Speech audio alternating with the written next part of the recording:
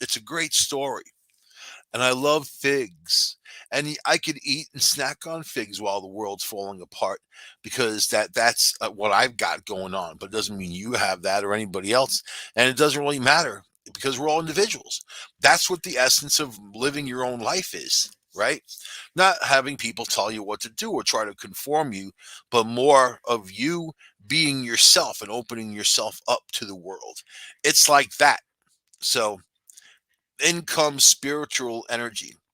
So if there are ghosts, and I've seen them, I've got pictures of them, I know there are, right?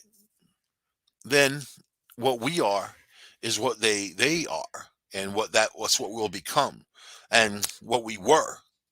You get it? It's a cycle of life. So very interesting, and I want to share another thing with you later on that's a little more scientific than this. But go back to the Egyptians. Go back to every big culture, and those mirrors stand strong. And it's more about they want to bring about some kind of change. But do you believe in that? I mean, do you believe in even like what do people learn from ghost hunting? What do people learn from anything? You see a flame, you touch the flame, you burn your hand, you learn it hurt, and it's a flame and it's hot, right? It's instant knowledge. Whether people do it again is up to them. But for most people, they would understand something about it. So when I got into ghost hunting, I wanted to know first of all, this is how it happened. You want to know how it happened? Gather around, gather around your computer, everybody. I'm gonna sit there, cover yourself with a little blanket, and I'm gonna have a sip of my nice Pike's Place coffee. Mmm. Starbucks, man. This is the deal. I was living on Long Island in a terrible relationship and basically taking care of her kids. Who that was the only joyful part. It was actually going out and going to museums and doing stuff and whatever. But when she was around, it was like terrorist. Bang. Unhappy person, unhappy with themselves. And you'll never make unhappy people happy no matter how hard you try. I will say that to all of you right now. So this is the deal. I'm sitting there in despair. Didn't want to be down there. I was raised on Long Island. It really was a place I didn't want to go back to. You know, I'm in love with the wide open spaces. I have to say it like that. And when you have wide open spaces, it's very difficult to go back to a little tightly wrapped, paranoid, in a hurry community. Long Islanders are the most amazing people you'll ever meet. They're always impatient, in a hurry, angry all the time to get somewhere. But they're the same people who will sit in bumper to bumper traffic for 4 hours to go 10 miles. That's your average Long Islander. And to me, that's the most obedient person on the planet. That you are trained to bumper, right? Ugh. You would think they'd fix that, but they don't. Anyway, and it is fixable, by the way. This is the deal. So I'm in despair. And then watching television, which is something that I hadn't really done all that much, yes and no.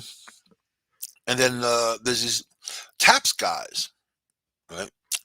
The paranormal research. What do they call themselves? The Atlantic, whatever, Pacific, the Atlantic Paranormal, whatever they are.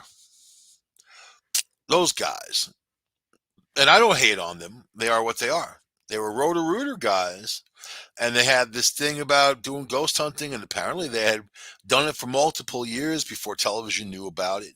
You know, the only reason why they got paid attention to was because at one time there was the Family Channel. I don't know if it still exists. They started showing these people going through buildings, uh, doing investigations half-assed, sordidly, and then getting scared and running out. And they had like, the whole Blair Witch camera pointing up at their faces, and they're, oh, right. And there was also a show from England about this guy. Well, he was a medium. They're all They were kind of cool, English people. They're good actors, good with theatrics, that type of thing. And I'm not saying that they falsified things or whatever. I'm just saying that they ran an interesting show. So anyway, with all that going on, at this point, it was just the Taps guys that I was watching. And then there was another show, Paranormal State. I never even watched one episode. I saw some commercials for it, and the guy looked like, he walked out of a morgue and he kind of pushed that image of the death and the dark and whatever. Okay. And people interview me about my show, the Discovery Paranormal show, American Ghost Hunters, and the shows that I've done. They always, they always kind of try to focus on that. And I say the show is not about death. It's actually about life and how you live your life. The ones who focus on a death angle, the death is just the end of that human body. It has nothing to do with the spirit. It's an ending of a cocoon, basically, of a spirit that is now free and gets maybe recycled. I mean, if you believe in reincarnation, I do, and I know a lot of people that do. But whatever it is what it is, right? And you can't change it. Nobody gets out of here alive. No, don't forget that ever. Not man nor beast. So it's a matter of how you live your life and how you treat yourself and treat others and what kind of person you are, in essence, right? So I'm sitting there in despair watching these Taps guys, thinking like, these guys for real. A lot of the show was claptrap. It was just them running wires, taping things down, showing we're into safety, which is cool, but it was too much. You don't need that many minutes into safety. Maybe a 20, 30-second clip kind of shows it all. But then, these guys watching TV sets and all that other stuff, but mainly also those guys arguing. There might have been 20 minutes worth of usable ghost hunting footage on there. 20 minutes, really.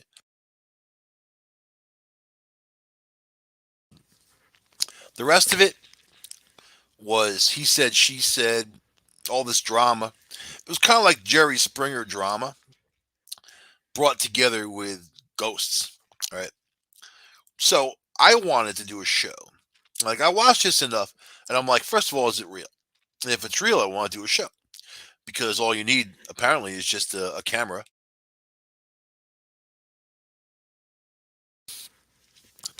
and a couple people, people who understand what they're doing at least.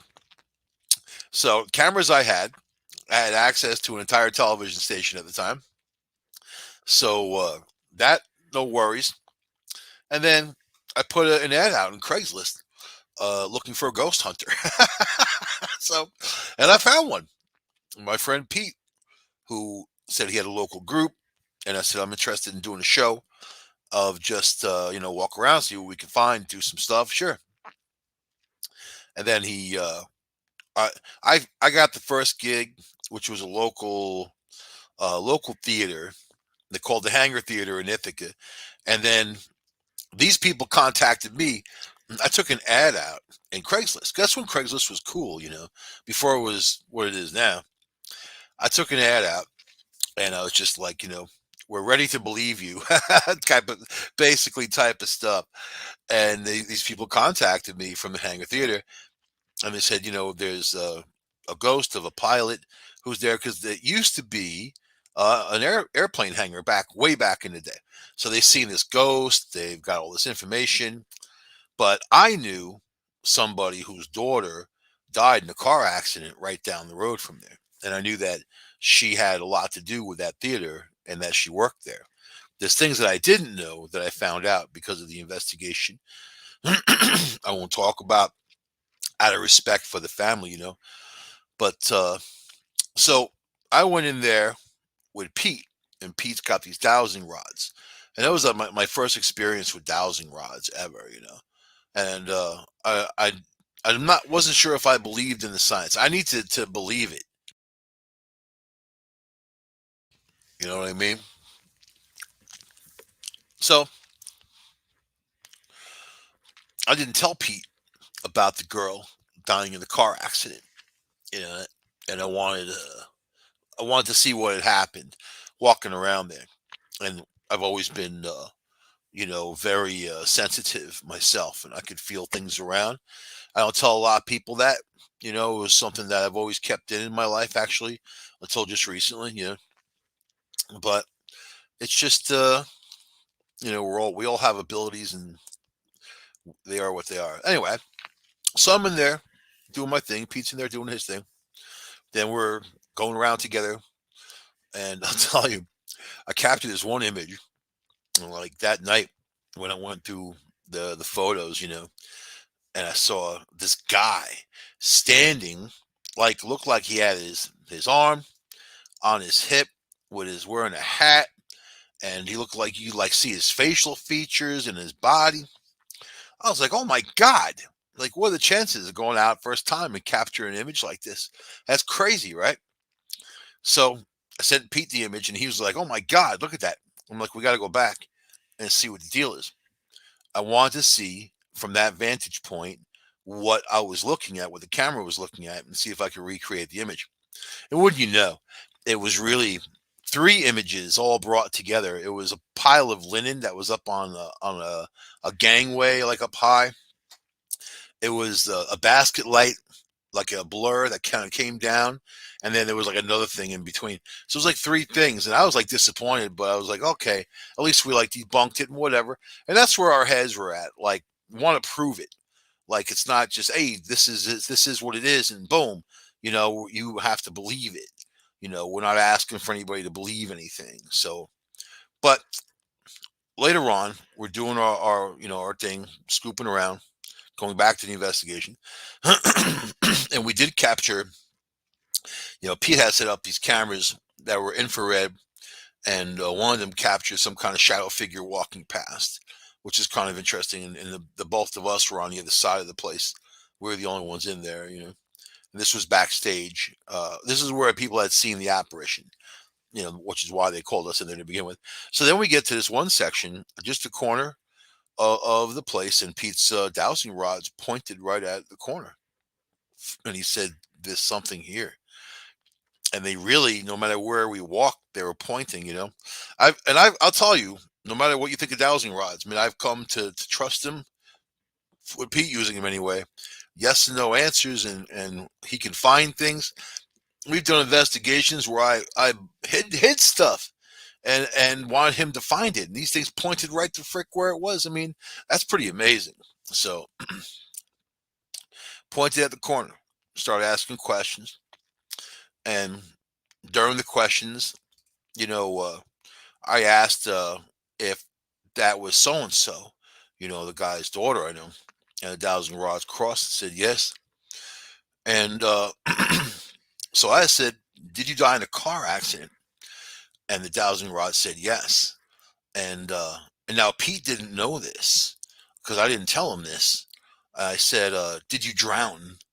And the dowsing rod said yes. And Pete's face was all weirded out because I mean, he's not controlling the dowsing rods. They're doing their business. He's got the feeling going through him, but you know, in his mind, this person got into a car accident, but then they drowned. And there was no. I mean, there's a lake pretty close by, but this is not where we're talking about.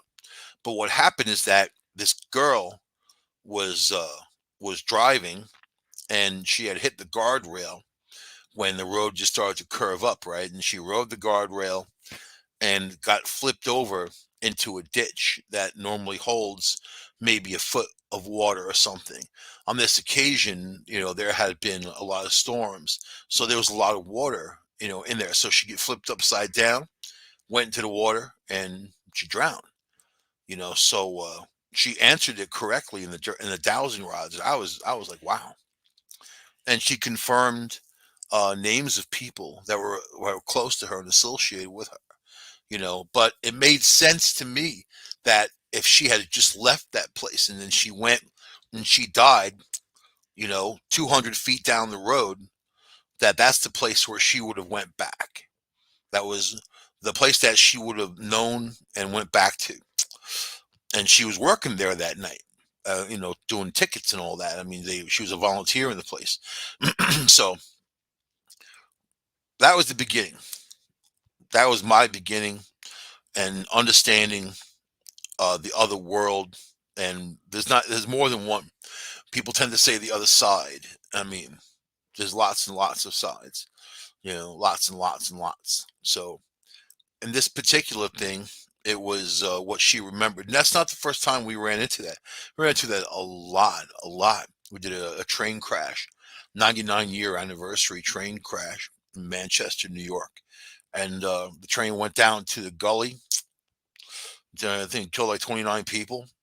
And we went to where the train crashed. Then we went back to the place that it was last. I mean, the station that it pulled into, where people actually were able to get off and use the facilities and all that. So I mean, that was like a 200,000 square foot, literally 200,000 square foot building. It was where they turned the trains. It was called the Roundhouse. It's huge, unbelievably giant building, and building with buildings and buildings, because they had a thing where they turned the trains, where other trains had parked. So you imagine it's a pretty large space. And we had been contacted by somebody who was in there drinking beers with his friend, partying. They said out of nowhere, out of the dark, and there was a wall there too, something threw a chain at the one guy because he was mocking the dead. And when he did that, something threw a chain and it hit him in the back of the head and his back of his neck. And they all ran the hell out of there. And that's what's funny too about paranormal experiences. You know that they're different because it feels different. It doesn't feel like, hey, someone just chucked a thing at me. It feels like something else chucked this thing at me. So that's interesting too. But have you ever heard about the Lemp Mansion? Right. So many guests have reported seeing paranormal phenomenon in the mirrors of the Lemp Mansion. It's not unusual for the Lemp for two guests to look into the mirror and see a third unfamiliar face peering back out. Many believe that the mirrors are portals to the other side, and ghosts use mirrors as gateways to cross over to dimensions to ours. So, and this belief goes back thousands and thousands of years. So it's funny to see people trying to debunk mirrors because you just simply don't know, you know. So, I mean, for an example, during the Victorian era, families would cover the mirrors in their homes during times of mourning. Uh, it's a Jewish tradition to actually cover mirrors and or turn them around. They also do that, So covering mirrors with a black cloth was done out of respect for the dead, but also to prevent the spirit of the deceased loved one from being trapped in our dimension, trapped in a mirror, right? Many have also seen spirits in the mansion's basement mirrors, and there are two mirrors in the basement that are on opposite walls facing each other. Ooh. The seemingly endless reflection seen in these two mirrors is known as the infinity effect, of course. And because the same reflection seems to go on forever, many times in the infinity effect, people have seen an extra figure in one of the distant reflections. Nobody knows for sure why this happens. And you're not supposed to put mirrors opposite windows, But for the people that had those experiences, I mean, this is one, like, it's cool to investigate those things and what the origin is of the contact. When you go into a situation where there's paranormal activity, and I'm saying ghost activity, not just paranormal, it's like UFOs or some Sasquatch running through your house. I'm talking about ghosts here, right? Spiritual activity, anyway. So when you have these situations, people go through all kinds of emotions because it's pure emotions is what you're feeling. Sometimes the contact's good, sometimes the contact is bad, you know, but it's good to investigate the history and the particulars around the contact. See what's going on and what happened on that property, right? Bring people in who are good at what they do, and they're like the mediums or psychics, ones that have some kind of an idea of what they're doing. I mean, there's a lot of charlatans out there too, yeah. So people contact me and they ask, they think their house is haunted and they want to know. I mean, they feel like they're being watched when they're alone. You ever feel that? Like you're sitting there? That was that house on Long Island. That's another thing. So the house on Long Island had like a four-season room that was all windows, right? So that's where the TV was, and that's where we spent the majority of your time. You actually felt like you were kind of outside, so it was cool. And then the view as I'm watching the TV to the right goes through a large doorway. There were like what they call French doors, which were open all the time, basically. And then into the living room there, and then there was an archway that went to where the staircase was that went upstairs. As I'm sitting there watching this ghost show, the Taps guys, I'm seeing a shadow figure walk through that doorway, like the arched one, constantly. It like in my peripheral vision, it pulled me to look. And at this point, I wasn't a paranormal investigator. I wasn't doing any of that. I was just making an observation. And I've seen shadow figures before. I saw a cat that we used to have, and my mom and my sister had to put the cat down. And then, like, I don't know, 20 minutes after they had left, and maybe 30 minutes after, I guess, when it happened, I saw that cat's shadow run past me. I was outside and it ran inside. And then I kept seeing it inside the house.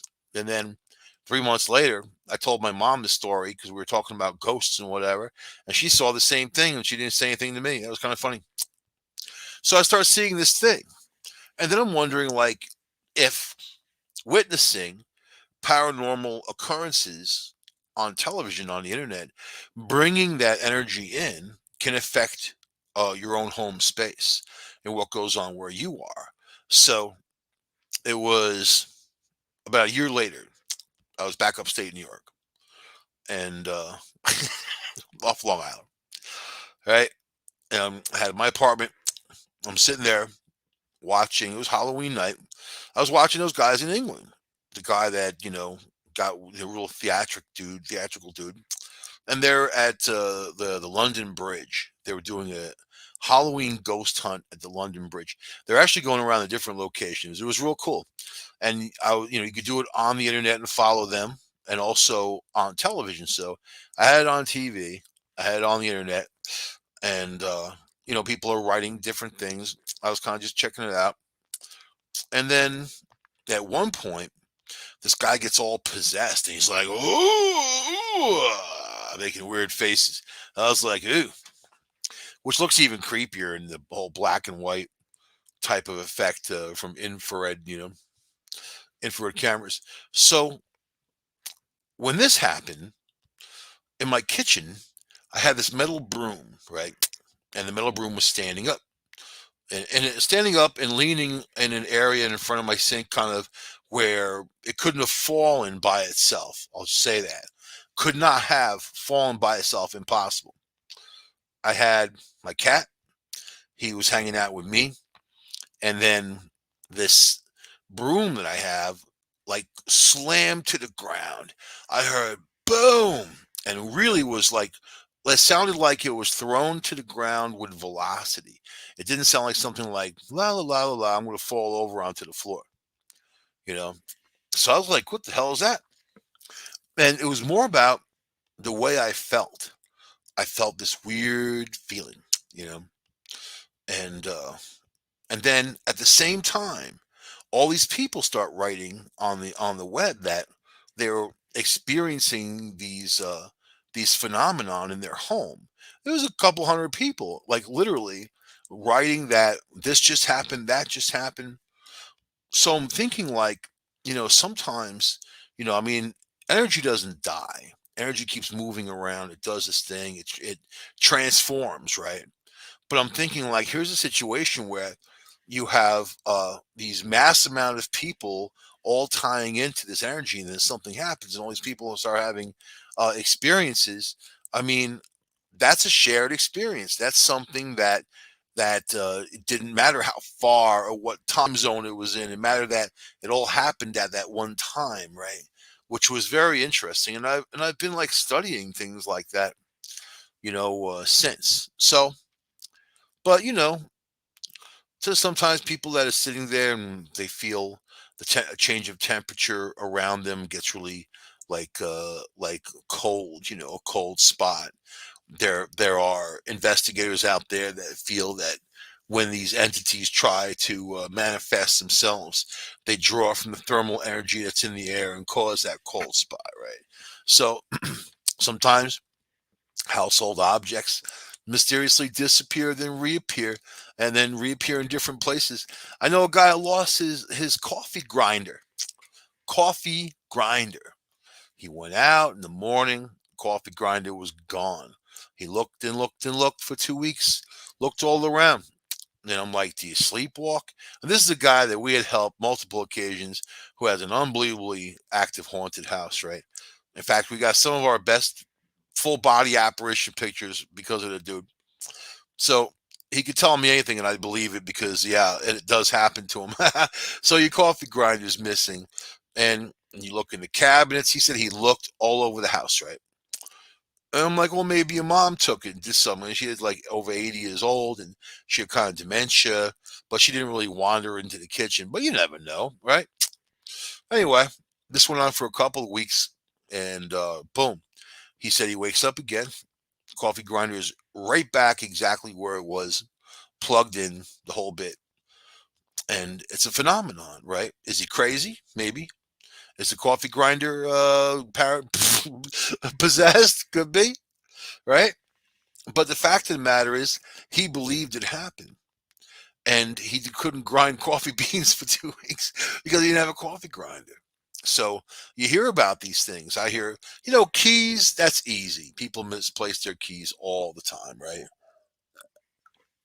But the stuff where you left it where it belongs and nobody came to mess with it, that's the difference, So, and what about hearing unexplained whispers? You ever get that? Or footsteps, thuds, someone calling your name? You get that a lot in that twilight sleep, that lucid, sort of lucid when you're in that precog state, like kind of you know, in between two worlds almost. There are conversations that you'll have. You wake up saying things, talking to somebody, and some of those dreams stand out so real. Some of them are just dreams, right? Plain old dreams. You dream all kinds of weird stuff, but sometimes you feel like there's an intended purpose, especially with people that you don't know, the people that you don't recognize who come to you in a dream. There are others that'll say that that's your brain piecing faces together, making it what it is. But what's the purpose of it? Why would your face want to do that? I mean, and if your brain is going to designate something, it's going to be on more what you know than what you don't know, or trying to make up what you don't know using your imagination type of thing, right? But you don't know. And sometimes you wake up, sometimes I wake up saying people's names and I forget them right away. So I literally wake up and write it down with a pen and paper and I research it. I look it up. Nothing ever comes up or whatever. Who knows why that exists, you know? And if they're giving me a message, it ain't working. Because I don't know what the hell it is. All I know is I'm writing down their name when I wake up like a nut. Yeah, like a nut. Sometimes you feel like a nut. Seeing shadows, shadow movements, man. The second place Pete and I did was the Erie Mansion. Ooh, ha, ha, ha. Home to a serial killer who used to kill prostitutes and others and get rid of them in the Erie Canal, which is close by. That guy. And now it's a bed and breakfast. It's actually the Ely Mansion. Bill Ely, the Ely family. But in Mark calls it the Erie Mansion. Mark Wright, the owner of it, right? And it's a B&B. Hey, man, he converted these. It's 12,000 square foot building, unbelievable size, decorated with crazy cool stuff. He's got a drag racing motorcycle right in the main hall there. The woodwork on the furniture is intricate and in detail, and the antiques he has, all the cool stuff. The place is crazy. It's got a room full of coffins. It's got another room full of alligator skins. It's got a room with a dance pole and two king size beds sewn together, and all of them are suites. So you rent the whole suite, the kitchen, all the stuff that you get, the bathroom, the whole bit. One of them has a sauna, the sauna suite. So yeah, it's the place to go hang out if you're gonna go hang out on Halloween, I guess. But that's the second place we did. Came out with pictures, EVPs, amazing stuff, amazing evidence, hardcore, right? But nonetheless, it's the energy. And at one time, I think it was maybe the second time we were there, we're packing up the gear, and I was on the second floor, and Bill Ely's mother's summer bedroom.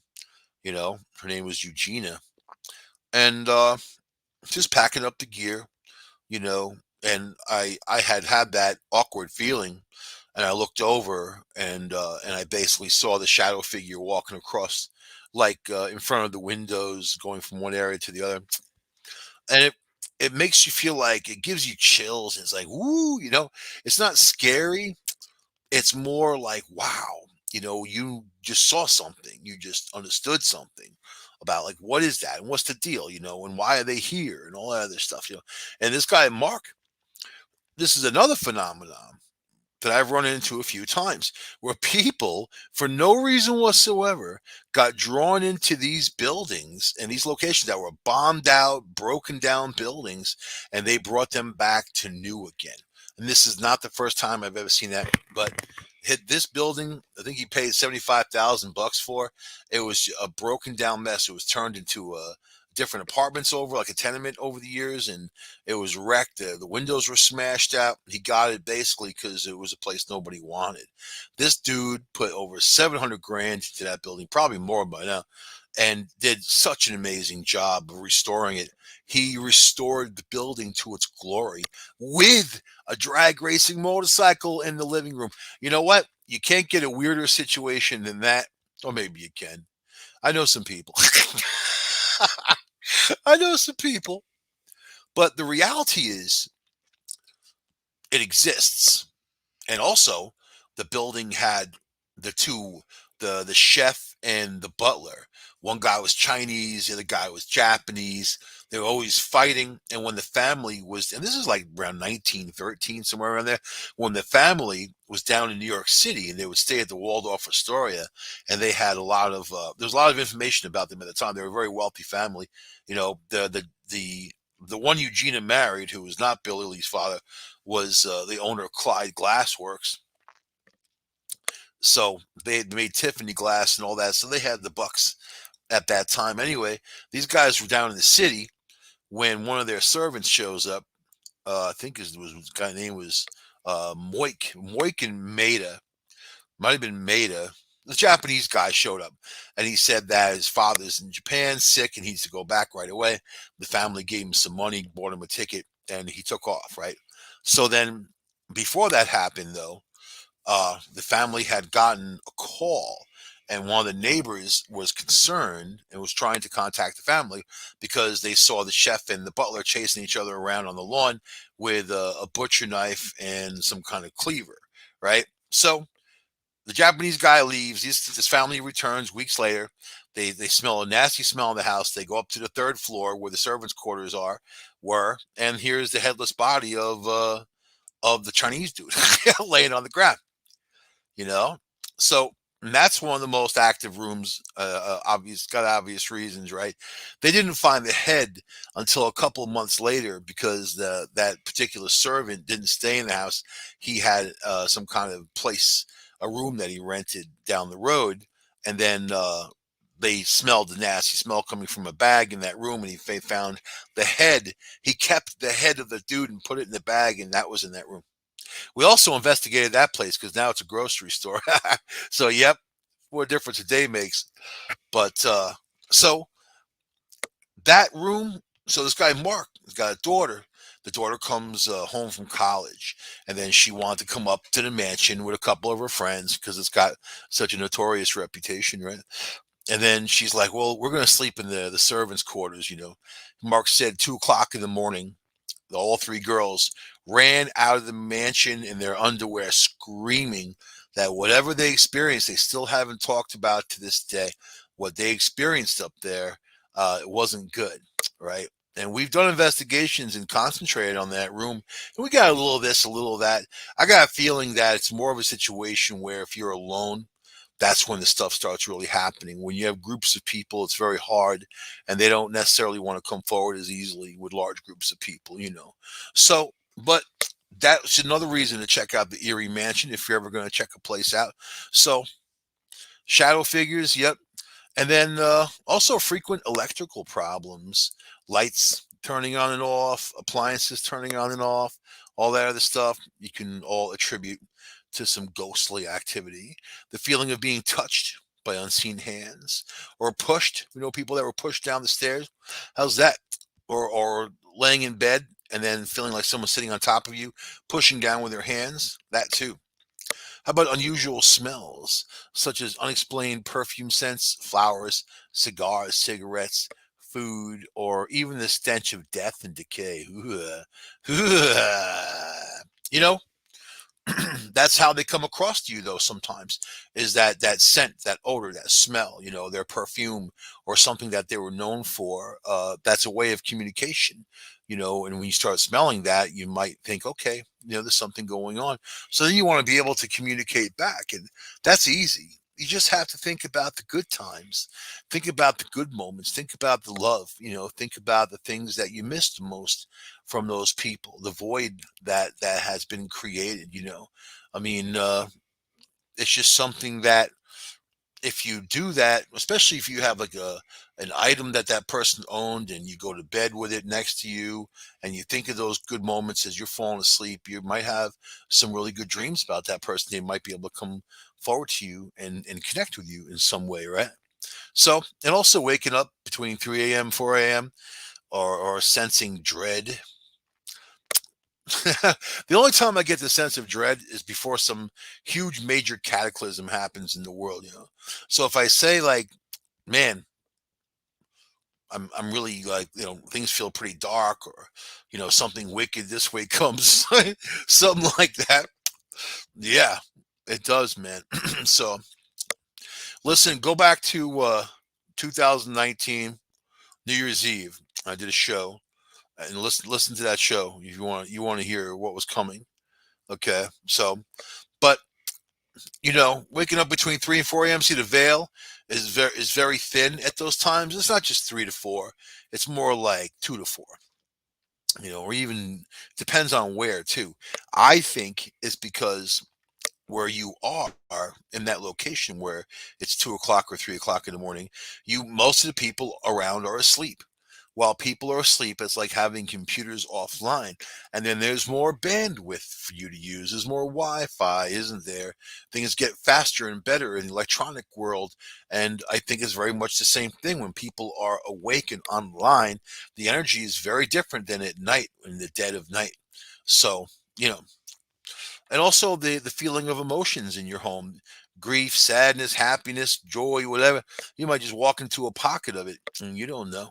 So I was going to talk about celebrities tonight and their stories. I'm running out of time, but let's do a couple, man. Lisa Rena, I don't know who the hell it is. She must be like one of those uh like soap opera people. In fact, I don't know most of these people. You can tell I don't watch this type of stuff. Well, the reality TV star explained that she believed in ghosts after several instances of strange behavior during an appearance on Celebrity Ghost Stories on March of 2015. I've never seen that show either. Rena detailed how she used to feel a breeze going behind her in an old house that she lived in with her husband Harry Hamlin. Didn't that guy kill himself? Jenna Bush Hager and oh God, that Jenna Bush, that's George Bush's daughter. Ugh. In 2018, Hager told her Today co-host Hoda Kotb about feeling like the White House was haunted when she lived there. That she noted hearing 1920s piano music as clear as day coming out of the fireplace. There was also moaning coming from the Kennedy bedroom. I made that up, but there probably is. So, Mike Cutler, he said, I'm from the South, and there's a lot of things that happen in the South that don't happen anywhere else. Really? So, he's saying there's things that happen there that don't happen anywhere else on the planet or the universe. The South. All right. I would like to understand that statement.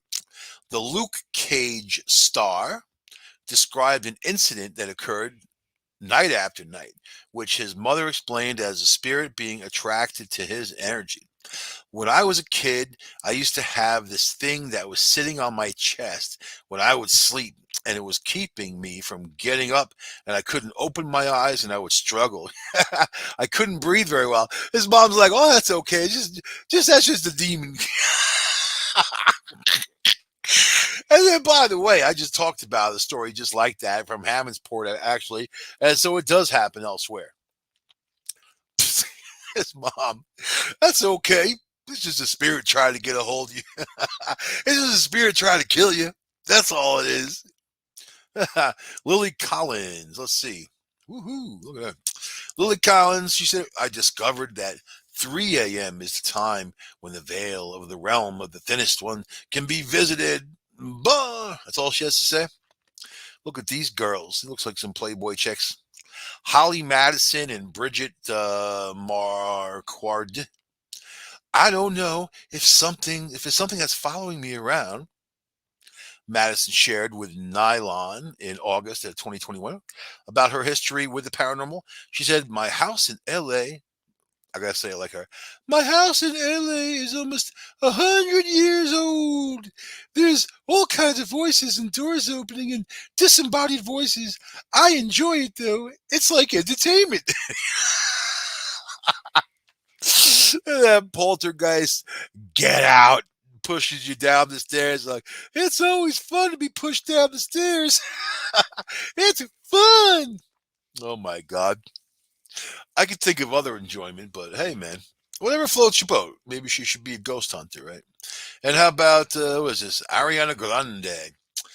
Let's see, Ariana Grande had a terrifying supernatural encounter following a visit to Stoll Cemetery in Kansas City, which is known as one of the 7 gates of hell on earth. Did you think that there would be a gate of hell on earth in Kansas City? Yeah, I guess. I'll say yes. I'll say I'll vote for yes, man. Okay. She said, I felt this sick, overwhelming feeling of negativity over the whole car, and we smelled sulfur, which is the sign of a demon or a really nasty homeless person that's living there Did you in call the me a thing. demon, man? What the hell? Oh no, it's Joe Montaldo, the demon. Ah. But she said later weird things would happen to Grande when she heard whispers one night in bed, along with disturbing images like red shapes of this massive black matter. Yeah, it probably followed her home. So, okay. Anyway, I don't think we have time for one more. I got time for one more. How about Emma Stone? The really hot, supposedly hot. I don't think she's all hot. Emma Stone, the amazing Spider-Man actress, claimed that in July of 2014 interview with David Letterman that her dead grandfather was haunting her and hilariously leaving her some pocket change.